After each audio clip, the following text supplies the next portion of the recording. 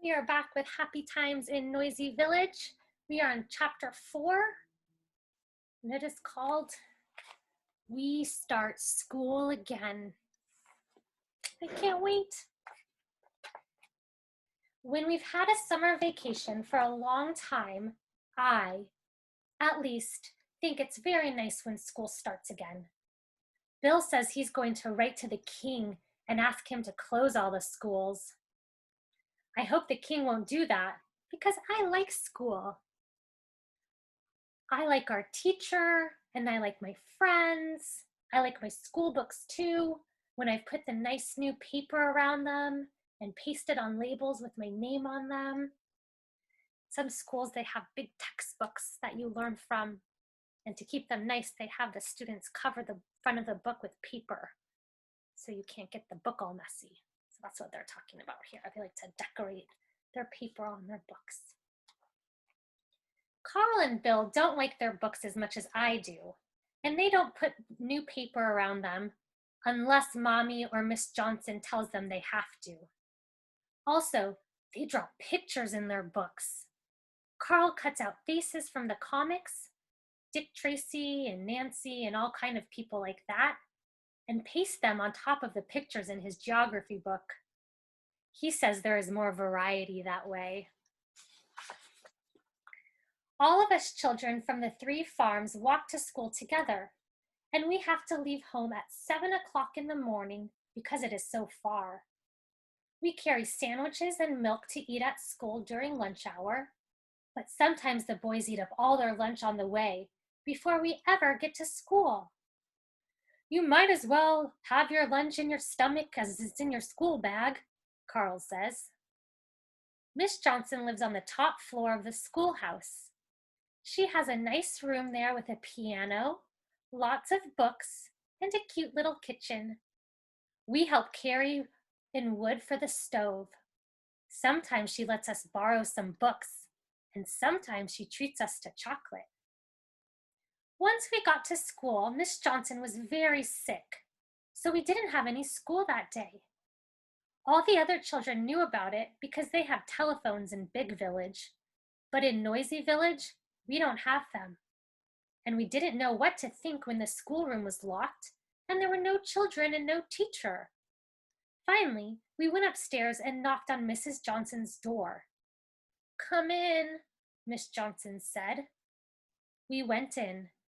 There she lay in bed and she was very sick. This is kids in their school. A lady was supposed to come to help her, but she hadn't come. Then Miss Johnson asked if we could help her instead. Of course we said we would. The boys ran out to get wood, and Britta made a fire in the stove and put some water on to make tea. I swept the floor and shook Miss Johnson's pillows, and Anna set a tray. Then we treated Miss Johnson to tea and sandwiches. Miss Johnson said she longed so terribly for some beef stew, and she had some meat. She wondered if we would be able to make it if she told us what we should do. "We can always try," said Britta. "If it doesn't turn out to be beef stew, it'll probably be something else." But it did turn out to be beef stew after all. Now I know how to make beef stew, and that's one thing I won't have to learn when I grow up. Miss Johnson asked us to try some, and it tasted very good. Afterward, Britta washed the dishes, Anna and I dried them. Carl and Bill and Olaf sat on the floor by Miss Johnson's bookshelf the whole time and read books. Boys never are any good around the house. We know that's not to be true.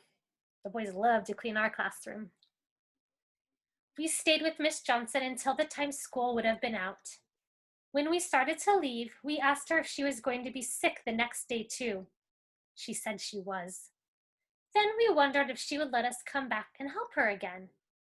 Miss Johnson said she would be very happy if we could come. When Britta, Anna, and I got there the next day, Miss Johnson's bed was all rumpled, and poor thing, she wanted some oatmeal. All of us together helped her to the rocking chair, and then we made her bed nice and smooth. And when she got back in it, she said she felt like a princess.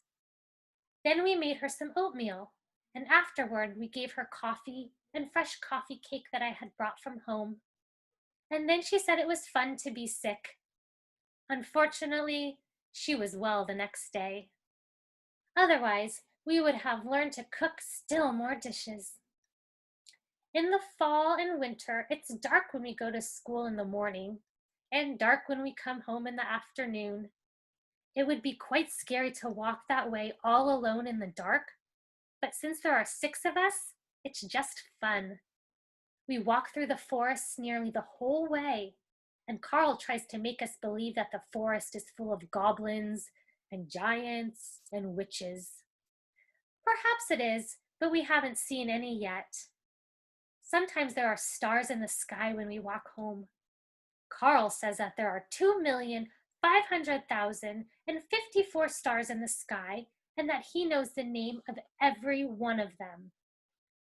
I think he made that up because once I asked him the name of a star and he said it was large fine star.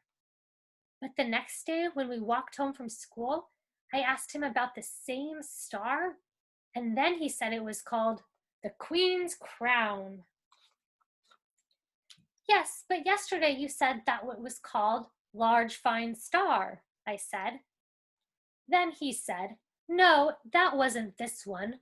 The large fine star fell down from the sky last night. The Queen's Crown is a different one. You can believe me. Sometimes when we walk home from school, we sing songs like, I walk through forests, mountains, and valleys. If someone should hear us, he would wonder who was singing, because it's so dark he couldn't see that it was only us children from Noisy Village. That is the end of chapter 4. Chapter 4 kind of reminded us of our school, right? The teacher lives on the top floor.